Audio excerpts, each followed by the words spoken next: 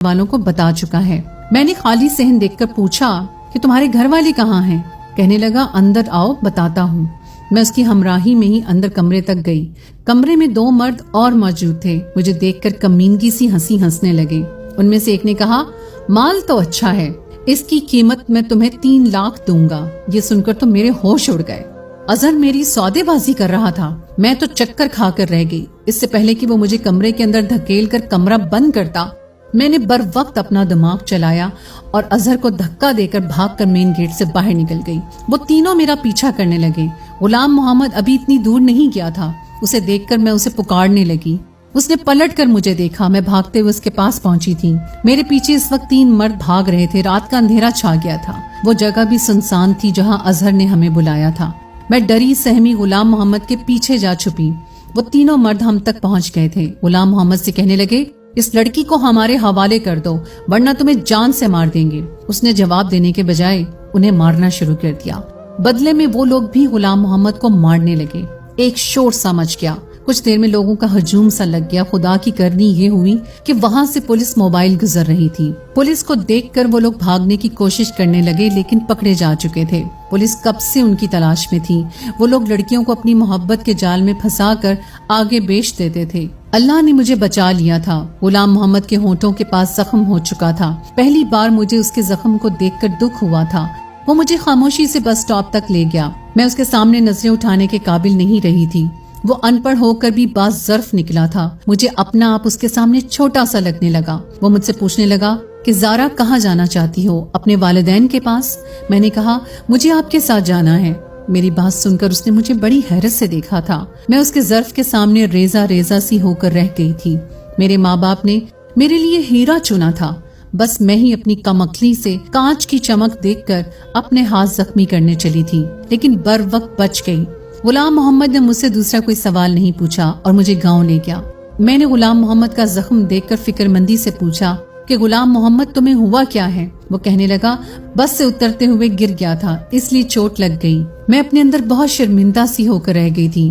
میں نے اپنے شوہر کا بظاہر دیکھ کر اسے کیا کچھ نہیں سنایا تھا، لیکن اس نے میرے ساتھ اب تک بھلائی ہی کی تھی۔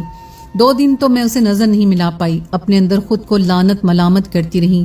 وہ اب بھی آدھی روٹی کھا کر میرے پاس سے اٹھنے لگا تو میں نے اسے روک لیا۔ میں نے کہا آپ کھانا ٹھیک سے کیوں نہیں کھاتے؟ روز آدھی روٹی کھا کر اٹھ جاتے ہو۔ میری بات پر غلام محمد نے مجھے حیرت سے دیکھا تھا، پھر اٹھ کر نہیں گیا، چپ چاپ کھانا کھانے لگا۔ اب میں خیال رکھنے لگی تھی، اندر سے تو میں ٹوٹ چکی تھی، اس لیے اپنے شوہر کے سامنے جھک کر اپنی غلطی کا اعتراف کرنا مجھے مشکل لگ رہا تھا۔ میں چاہتی تھی کہ وہ مجھے خود سے معاف کر دے، لیکن وہ چپ تھا۔ رات کو دیر کمرے میں آتا اور زمین پر چادر بچھا کر لیٹ جاتا۔ ایک دن میں نے اپنی ساری ہمت مجتمع کر کے اس کے سامنے بیٹھ گئی۔ میں نے کہا غلام محمد مجھے معاف کر دیں، میں نے آپ کو سمجھنے میں غلطی کر دی۔ ہیرا چھوڑ کر میں کانچ کا سودا کرنے چلی تھی۔ میں روتے ہوئے اپنی غلطی کا اعتراف کر رہی تھی، لیکن وہ اب بھی خاموش تھا، کچھ نہیں بولا، نہ ہی مجھے چپ کروایا۔ اپنا تکیہ اٹھا کر زمین پر سونے لگا۔ میں نے کہا آپ کی جگہ یہاں نہیں ہے، آپ اوپر سو جائیں۔ میں جانتی ہوں کہ میری غلطی چھوٹی نہیں ہے، بہت بڑی ہے۔ میں نے آپ کا بہت دل دکھایا ہے، لیکن آپ نے ابھی تک اپنا اعلیٰ ظرف ہی مجھے دکھایا ہے۔ ہو سکے تو مجھے معاف کر دینا۔ مجھے لگا اب وہ ضرور میری کوتاہی کو معاف کر کے مجھے سینے سے لگا لے گا، لیکن وہ نہ جانے کیوں مجھے ٹکٹکی باندھے دیکھ رہا تھا۔ اس کی چپ مجھ سے سہی نہیں جا رہی تھی۔ میں نے کہا غلام محمد کچھ تو کہیں، آپ چپ کیوں ہیں؟ مجھے ڈانٹ لیں، اپنا غصہ مجھ پر نکال لیں، مجھے معاف کر دیں۔ میں اس کی منت سماجت پر اتر آئی تھی، لیکن اس کی چپ ہنوز تھی، وہ نہیں ٹوٹی۔ ہماری شادی کو 6 ماہ بیت گئے تھے۔ شادی کے بعد جو چپ کا قفل غلام محمد نے اپنے ہونٹوں پر لگایا، وہ میری منت سماجت اور رونا دھونا بھی نہ کھول سکا۔ وہ مجھے خالی آنکھوں سے دیکھ رہا تھا، چپ چاپ لیٹ گیا۔ صبح چند کاغذات میرے ہاتھ میں تھما دیے۔ مجھ پر تو گویا آسمان گر پڑا تھا۔ میں تڑپ تڑپ کر رونے لگی، کہنے لگی غلام محمد مجھے طلاق مت دو۔ میں اس کے سامنے رونے بلکنے لگی، کہنے لگا تم پڑھی لکھی ہو، اسے پڑھ کر سائن کر دینا۔ یہ کہہ کر کمرے سے باہر نکل گیا۔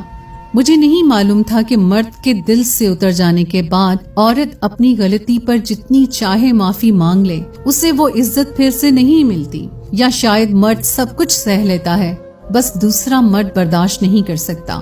मैं वो कागजात को हाथ में लेकर फूट फूट कर रोती रही। मेरी इतनी हिम्मत ना हुई वो कागज पढ़ूं। मैंने सोच लिया था कि रात को गुलाम मोहम्मद के पांव पड़कर माफी मांग लूंगी, लेकिन तलाक नहीं लूंगी।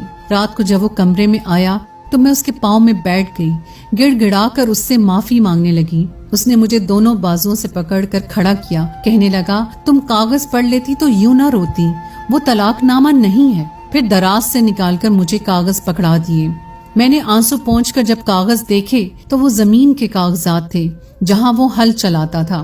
अपने हिस्से की सारी जमीन वो मेरे नाम कर रहा था। मैंने हैरत भरी नजरों से देखा कि वो अपना सब कुछ मुझे क्यों सौंप रहा है। मैंने कहा, गुलाम मोहम्मद ये सब मेरे नाम क्यों कर रहे हैं? कहने लगा, इसलिए कि तुम मेरी बीवी हो। मैं कल शहर जा रहा हूँ, कुछ दिन के बाद लौटूंगा। गुलाम मोहम्मद ने मेरे लाख मना करने पर मुझे साइन करवा लिए।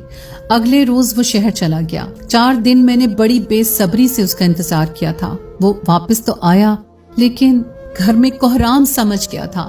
शहर से गुलाम मोहम्मद की मैयत गांव आई थी। मेरी तो दुनिया ही उजड़ गई थी। उसका एक शहरी दोस्त उसकी मैयत लेकर आया था।